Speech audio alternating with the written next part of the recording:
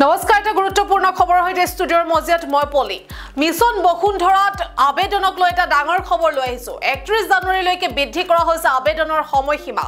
নামঘৰ, মন্দিৰ, বিদ্যালয়, ক্লাব, মহিলা সংঘ, সামাজিক অনুষ্ঠানৰ বাবে এই মুহূৰ্তত এটা ভাল খবৰ। সকলোৱে পাব মাতৃৰ পত্ৰ।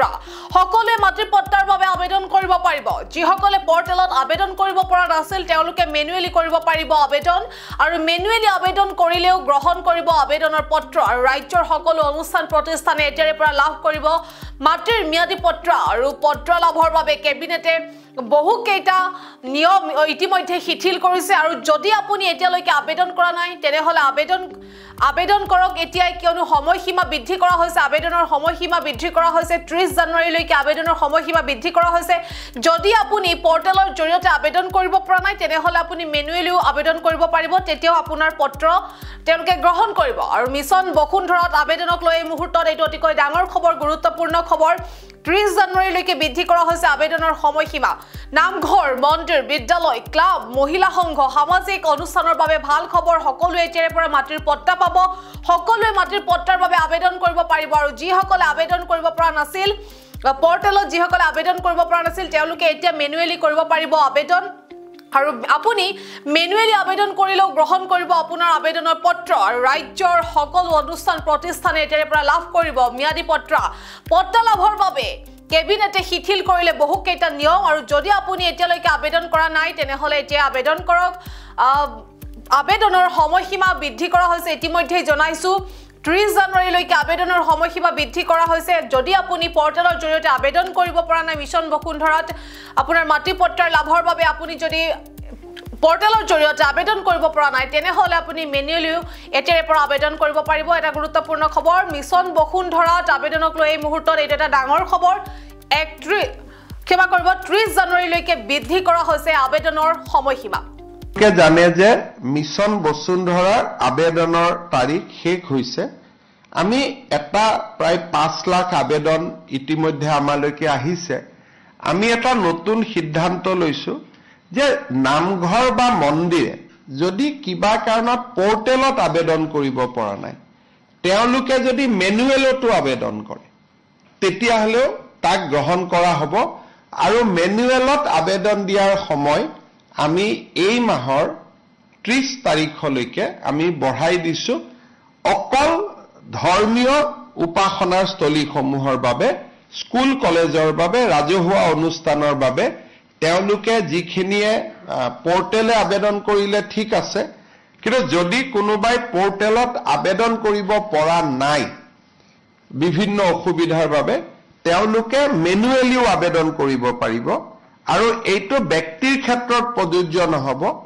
অনলি ৰাজহুৱা অনুষ্ঠান, নামঘৰ, উপাসনাৰ থলী এওঁলোকে এতিয়াৰ পৰা আমাৰ মেনুৱেলিও তেওঁলোকে আবেদন কৰিব পাৰিব। আৰু সেই আবেদনৰ সময় 30 জানুৱাৰীলৈকে থাকিব। যাতে আমাৰ এটা প্ৰচেষ্টা আছে যে নামঘৰসমূহ, মন্দিৰসমূহৰ মাটিবিলাক যাতে এইবাৰ আমি যেনে তেনে এটা ম্যাদীকৰণ কৰিব পাৰো। আজি আপোনালোকে জানে যে মিছন বসুন্ধৰাৰ আবেদনৰ তাৰিখ শেষ হৈছে। আমি এটা প্ৰায় 5 লাখ আবেদন ইতিমধ্যে আমালৈকে আহিছে। আমি এটা নতুন সিদ্ধান্ত লৈছো যে নামঘৰ বা মন্দিৰে যদি কিবা কাৰণত পৰ্টেলত আবেদন কৰিব পৰা নাই, তেওঁলোকে যদি মেনুৱেলতো আবেদন কৰে তেতিয়াহলেও তাক গ্ৰহণ কৰা হ'ব। আৰু মেনুৱেলত আবেদন দিয়াৰ সময় আমি এই মাহৰ 30 তাৰিখলৈকে আমি বঢ়াই দিছো। অকল ধৰ্মীয় উপাসনাৰ স্থলীসমূহৰ বাবে, স্কুল কলেজৰ বাবে, ৰাজহুৱা অনুষ্ঠানৰ বাবে তেওঁলোকে যিখিনিয়ে পৰ্টেলে আবেদন কৰিলে ঠিক আছে, কিন্তু যদি কোনোবাই পৰ্টেলত আবেদন কৰিব পৰা নাই বিভিন্ন অসুবিধাৰ বাবে, তেওঁলোকে মেনুৱেলিও আবেদন কৰিব পাৰিব। আৰু এইটো ব্যক্তিৰ ক্ষেত্ৰত প্ৰযোজ্য নহব। অনলি ৰাজহুৱা অনুষ্ঠান, নামঘৰ, উপাসনাৰ থলী এওঁলোকে এতিয়াৰ পৰা আমাৰ মেনুৱেলিও তেওঁলোকে আবেদন কৰিব পাৰিব। আৰু সেই আবেদনৰ সময় 30 জানুৱাৰীলৈকে থাকিব। যাতে আমাৰ এটা প্ৰচেষ্টা আছে যে নামঘৰসমূহ, মন্দিৰসমূহৰ মাটিবিলাক যাতে এইবাৰ আমি যেনে তেনে এটা ম্যাদীকৰণ কৰিব পাৰো আজি আপোনালোকে জানে যে মিছন বসুন্ধৰাৰ আবেদনৰ তাৰিখ শেষ হৈছে আমি এটা প্ৰায় 5 লাখ আবেদন ইতিমধ্যে আমালৈকে আহিছে আমি এটা নতুন সিদ্ধান্ত লৈছো যে নামঘৰ বা মন্দিৰে যদি কিবা কাৰণত পোৰ্টেলত আবেদন কৰিব পৰা নাই তেওঁলোকে যদি মেনুৱেলতো আবেদন কৰে তেতিয়া হলেও তাক গ্ৰহণ কৰা হ'ব আৰু মেনুৱেলত আবেদন দিয়াৰ সময় আমি এই মাহৰ 30 তাৰিখলৈকে আমি বঢ়াই দিছো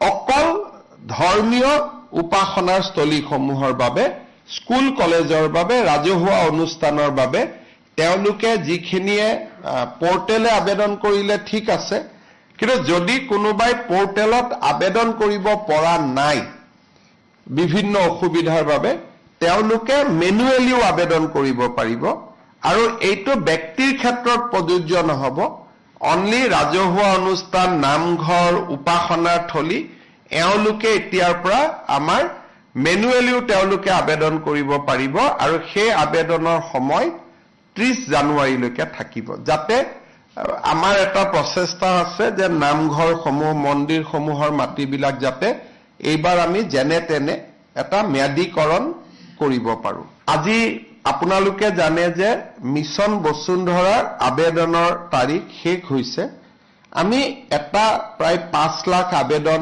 ইতিমধ্যে আমালৈকে আহিছে আমি এটা নতুন সিদ্ধান্ত লৈছো যে নামঘৰ বা মন্দিৰে যদি কিবা কাৰণত পোৰ্টেলত আবেদন কৰিব পৰা নাই তেওঁলোকে যদি মেনুৱেলতো আবেদন কৰে তেতিয়া হলেও তাক গ্ৰহণ কৰা হ'ব আৰু মেনুৱেলত আবেদন দিয়াৰ সময় আমি এই মাহৰ 30 তাৰিখলৈকে আমি বঢ়াই দিছো অকল ধৰ্মীয় উপাসনাৰ স্থলীসমূহৰ বাবে স্কুল কলেজৰ বাবে ৰাজহুৱা অনুষ্ঠানৰ বাবে তেওঁলোকে যিখিনিয়ে পোৰ্টেলে আবেদন কৰিলে ঠিক আছে কিন্তু যদি কোনোবাই পোৰ্টেলত আবেদন কৰিব পৰা নাই বিভিন্ন অসুবিধাৰ বাবে তেওঁলোকে মেনুৱেলিও আবেদন কৰিব পাৰিব আৰু এইটো ব্যক্তিৰ ক্ষেত্ৰত প্ৰযোজ্য নহব অনলি ৰাজহুৱা অনুষ্ঠান নামঘৰ উপাসনাৰ থলী এওঁলোকে এতিয়াৰ পৰা আমাৰ মেনুৱেলিও তেওঁলোকে আবেদন কৰিব পাৰিব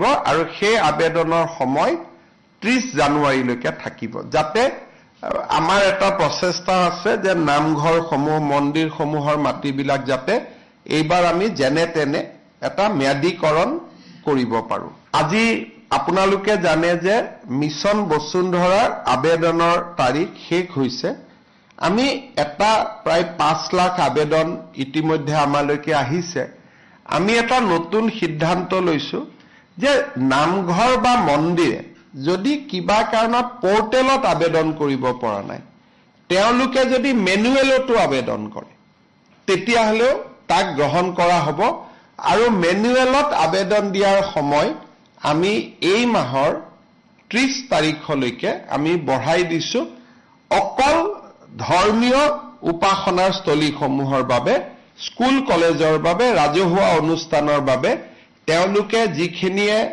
পোৰ্টেলে আবেদন কৰিলে ঠিক আছে কিন্তু যদি কোনোবাই পোৰ্টেলত আবেদন কৰিব পৰা নাই বিভিন্ন অসুবিধাৰ বাবে তেওঁলোকে মেনুৱেলিও আবেদন কৰিব পাৰিব আৰু এইটো ব্যক্তিৰ ক্ষেত্ৰত প্ৰযোজ্য নহব অনলি ৰাজহুৱা অনুষ্ঠান নামঘৰ উপাসনাৰ থলী এওঁলোকে এতিয়াৰ পৰা আমাৰ মেনুৱেলিও তেওঁলোকে আবেদন কৰিব পাৰিব আৰু সেই আবেদনৰ সময় 30 জানুৱাৰীলৈকে থাকিব যাতে আমাৰ এটা প্ৰচেষ্টা আছে যে নামঘৰসমূহ মন্দিৰসমূহৰ মাটিবিলাক যাতে এইবাৰ আমি যেনে তেনে এটা ম্যাদীকৰণ কৰিব পাৰো আজি আপোনালোকে জানে যে মিছন বসুন্ধৰাৰ আবেদনৰ তাৰিখ শেষ হৈছে আমি এটা প্ৰায় 5 লাখ আবেদন ইতিমধ্যে আমালৈকে আহিছে আমি এটা নতুন সিদ্ধান্ত লৈছো যে নামঘৰ বা মন্দিৰে যদি কিবা কাৰণত পোৰ্টেলত আবেদন কৰিব পৰা নাই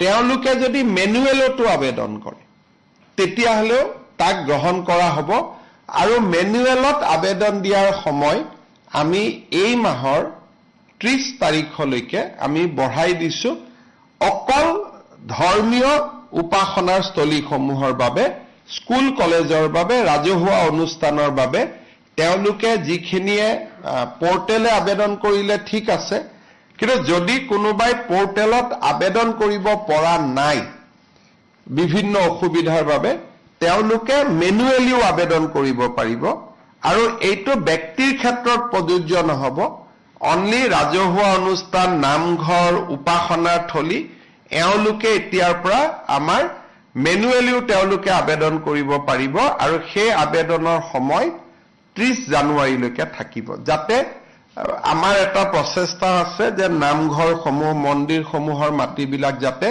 এইবাৰ আমি যেনে তেনে এটা ম্যাদীকৰণ কৰিব পাৰো আজি আপোনালোকে জানে যে মিছন বসুন্ধৰাৰ আবেদনৰ তাৰিখ শেষ হৈছে আমি এটা প্ৰায় 5 লাখ আবেদন ইতিমধ্যে আমালৈকে আহিছে আমি এটা নতুন সিদ্ধান্ত লৈছো যে নামঘৰ বা মন্দিৰে যদি কিবা কাৰণত পোৰ্টেলত আবেদন কৰিব পৰা নাই তেওঁলোকে যদি মেনুৱেলতো আবেদন কৰে তেতিয়াহলে তাক গ্ৰহণ কৰা হ'ব আৰু মেনুৱেলত আবেদন দিয়াৰ সময় আমি এই মাহৰ 30 তাৰিখলৈকে আমি বঢ়াই দিছো অকল ধৰ্মীয় উপাসনাৰ স্থলীসমূহৰ বাবে স্কুল কলেজৰ বাবে ৰাজহুৱা অনুষ্ঠানৰ বাবে তেওঁলোকে যিখিনিয়ে পোৰ্টেলে আবেদন কৰিলে ঠিক আছে কিন্তু যদি কোনোবাই পোৰ্টেলত আবেদন কৰিব পৰা নাই বিভিন্ন অসুবিধাৰ বাবে তেওঁলোকে মেনুৱেলিও আবেদন কৰিব পাৰিব আৰু এইটো ব্যক্তিৰ ক্ষেত্ৰত প্ৰযোজ্য নহব